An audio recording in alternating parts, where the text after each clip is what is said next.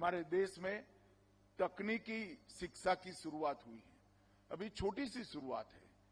मध्य प्रदेश ने मेडिकल में हिंदी में पढ़ाने की शुरुआत की है और इसका कोर्स भी बनाया है, परंतु मुझे विश्वास है आने वाले राज्यों में दिनों में जो राज्य इसमें पीछे पड़े हैं वो राज्य भी अपनी अपनी भाषा में मेडिकल साइंस का संपूर्ण कोर्स अभ्यासक्रम अपनी भाषाओं में बनाकर बच्चों को सुविधा उपलब्ध कराएंगे।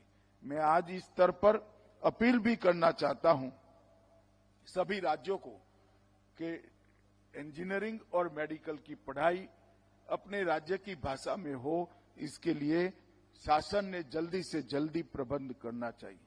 कोई भी राष्ट्र अपनी मातृभाषा की उपेक्षा कर कभी भी महान नहीं बन सकता और इसलिए राजभाषा विभाग ने कई सारे प्रयास किए हैं और मोदी सरकार ने अपनी भाषाओं को सम्मानित करने के लिए, प्रतिष्ठित करने के लिए प्रधानमंत्री जी ने बहुत सारे प्रयास किए। इनके कार्यकाल में ही मराठी, पाली, प्राकृत, असमिया और बंगाली इसको शास्त्रीय भाषाओं के रूप में मान्यता प्रदान की गई, जिससे अब देश में 11 शास्त्रीय भाषाएं उपलब्ध हैं।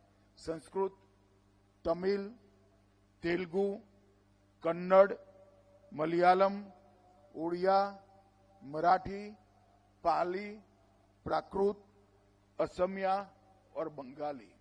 मैं नहीं मानता कोई देश पूरे संसार में ऐसा होगा जिसके पास 11 क्लासिकल लैंग्वेज, 11 शास्त्रीय भाषाएं उपलब्ध हैं। और मैं मानता हूं ये हमारे देश के लिए बहुत बड़ी ताकत है। और 2020 में संस्कृत के लिए 3 केंद्रीय विद्यालय स्थापित किए गए, अनुसंधान और अनुवाद के लिए केंद्रीय शास्त्रीय तमिल संस्थान की स्थापना की गई, केंद्रीय भाषा संस्थान मैसूर में कन्नड़, तेलुगु, मलयालम और उड़िया के अध्ययन की सुविधाएं प्रस्तापित की गई और राष्ट्रीय और अंतर्राष्ट्रीय पुरस्कार, विश्वविद्यालय अध्यक्ष और विशेष केंद्र भी इसके स्थापित की गए।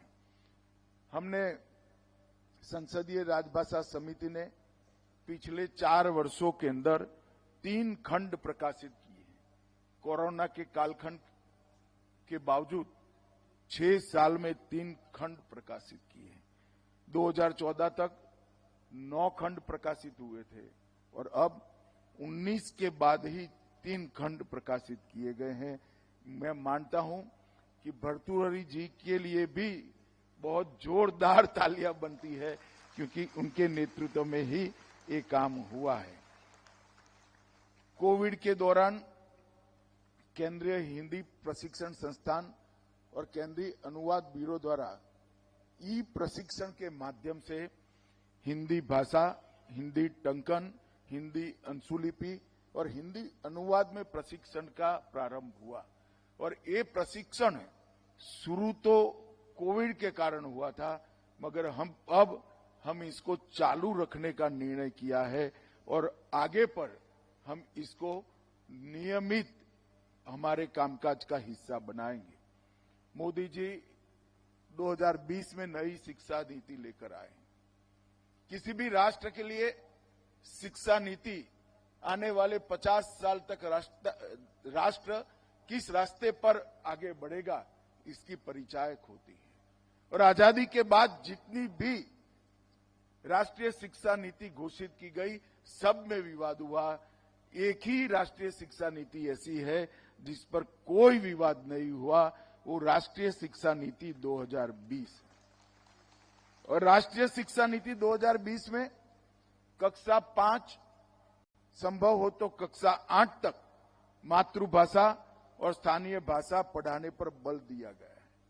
हमारी भाषा के विकास का समर्थन नीतिगत रूप से किया गया है।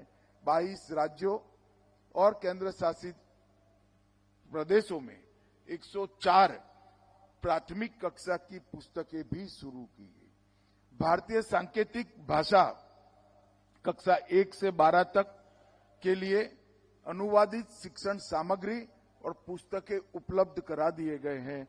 200 से अधिक टीवी चैनल 29 भाषाओं में शैक्षिक सामग्री को प्रदान करते हैं। दीक्षा प्लेटफॉर्म से 133 बोलियों में 3,66,000 से अधिक ई सामग्री उपलब्ध कराई है, जिसमें 7 विदेशी भाषाएं भी हमने रखी हैं। और मैं मानता हूं मित्रों, राष्ट्रीय शिक्षा नीति का ये जो इनिशिएटिव है, आने वाले दिनों में राजभाषा और भारतीय भाषा दोनों के लिए बहुत सहाय रूप होगा। जेईई, नीट, सीयूईटी ऐसी कई भाषाओं को अब 13 भाषाओं में इसकी परीक्षा ली जाती है। पहले कभी भी सीएपीएफ के कांस्टेबल की भर्ती में अंग्रेजी या हिंदी में ही आप कर सकते हैं। हमने इसको लचीला बनाकर हमने 13 भाषाओं को इसके परीक्षा देने की अनुमति दी। और आज मुझे कहते हुए आनंद है कि 95% परीक्षार्थी अपनी मातृभाषा में कांस्टेबल का परीक्षा दे रहे हैं। 95%। यही बताता है कि आने वाले दिनों में भारतीय भाषाओं का भविष्य कितना उज्जवल है। मित्रों, आज 50 साल हो रहे हैं स्वर्ण जयंती मनाने के लिए हम इकट्ठा हुए हैं। आज एक प्रकार से 50 साल की यात्रा का विहंगावलोकन का भी दिन है और आने वाले 50 साल का एक प्रकार से पथ रास्ता तय करने का भी दिन है। भारतीय राजभाषा, भारत सरकार के राजभाषा विभाग ने तय किया है कि हम आने वाले दिनों में हमारे अनुभाग, भारतीय भाषा अनुभाग के माध्यम से भारतीय भाषाओं को किशोरों की और युवाओं की भाषा बनाएंगे। हमारे किशोर और युवा भारतीय भाषा का उपयोग बढ़ाए, इसके लिए ये विभाग काम करेगा। भारतीय भाषाओं को न केवल केंद्र सरकार, राज्य सरकार में भी भारतीय भाषाओं का सरकारी कामकाज में ज्यादा से ज्यादा उपयोग हो, इसके लिए हम राज्यों का संपर्क भी करेंगे, उनको समझाने का और मनाने का प्रयास भी करेंगे। और सबसे बड़ी बात, विगत कुछ दशकों में भाषा को, भारत को तोड़ने का एक जरिया बनाया गया था, तोड़ नहीं पाए हैं, मगर प्रयास जरूर हुआ था। हमें सुनिश्चित करेंगे कि हमारी भाषाएं भारत को जोड़ने का सशक्त माध्यम बने, इसके लिए राजभाषा विभाग काम करेगा।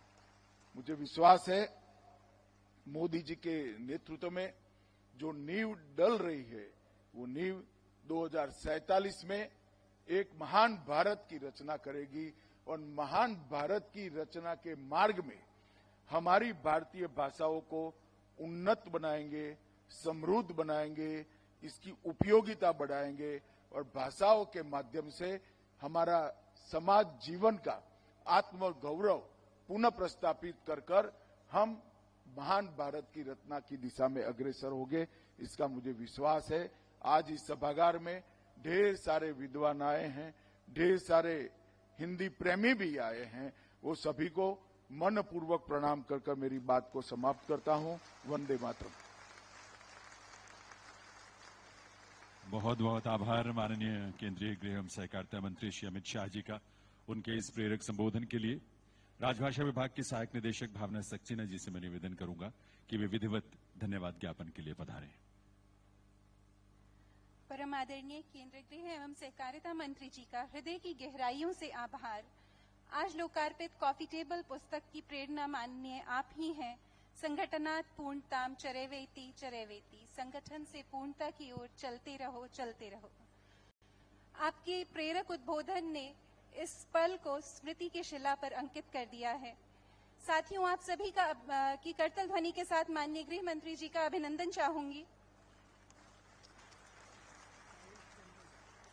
कुछ क्षण ऐसे होते हैं जो समय की रेत पर नहीं, स्मृति के शिला पर लिखे जाते हैं। आज का यह दिवस वैसा ही क्षण है, जहां राजभाषा विभाग की 50 वर्षों की तपःपूत यात्रा हम सबके सम्मुख एक गौरव गाथा बनकर प्रकट हुई है। इस अविस्मरणीय अवसर को सशक्त स्वर देने के लिए मैं राजभाषा विभाग की ओर से सबसे पहले माननीय केंद्रीय गृह एवं सहकारिता मंत्री जी का हृदय की गहराइयों से आभार व्यक्त करती हूं, जिनके दृढ़ नेतृत्व और भाषाई संकल्प ने राजभाषा को केवल नीति नहीं, राष्ट्रभाव का माध्यम बनाया है। हम विशेष रूप से धन्यवाद देते हैं दिल्ली की माननीय मुख्यमंत्री श्रीमती रेखा गुप्ता जी का, जिनकी गरिमामयी उपस्थिति ने आज के समारोह को एक स्नेहिल स्पर्श और आत्मीयता प्रदान की है। मंचासीन सभी आदरणीय विशिष्ट अतिथिगणों का विशेष आभार, संसदीय राजभाषा समिति के सभी उपस्थित माननीय सदस्यों का, पूर्व सचिवों का विशेष आभार, और फिर उन सभी अदृश्य दीपों का अभिनंदन जिनके प्रकाश में हिंदी पनपी, फली, फूली और आज यहाँ तक पहुंची। अनेक माननीय अतिथिगण, विभिन्न विभागों के अधिकारीगण, हिंदी के सेवकगण, विचारक, पत्रकार और कलमकार, आपकी उपस्थिति, आपकी ऊर्जा, आपकी सराहना इस आयोजन की सबसे बड़ी पूंजी है। आप सभी का कोटिशः धन्यवाद। आप ही हैं चेतना जिनसे हिंदी का वर्तमान जीवंत है और भविष्य आलोकित। पुनः पुनः आभार, अभिनंदन, वंदन। आप सभी से अनुरोध है, कृपया राष्ट्रगान के लिए खड़े हो जाएं। जन गण मन अधिनायक जय हे भारत भाग्य विधाता। पंजाब सिंध गुजरात मराठा द्राविड़ उत्कल बंगा। विंध्य हिमाचल यमुना गंगा उच्छल जलधि तरंगा। तब शुभ नामे जागे, तब शुभ आशीष मागे। गाहे तब जय गाथा, जन गण मंगलदायक जय हे भारत भाग्य विधाता। जय हे जय हे जय हे जय जय जय जय हे।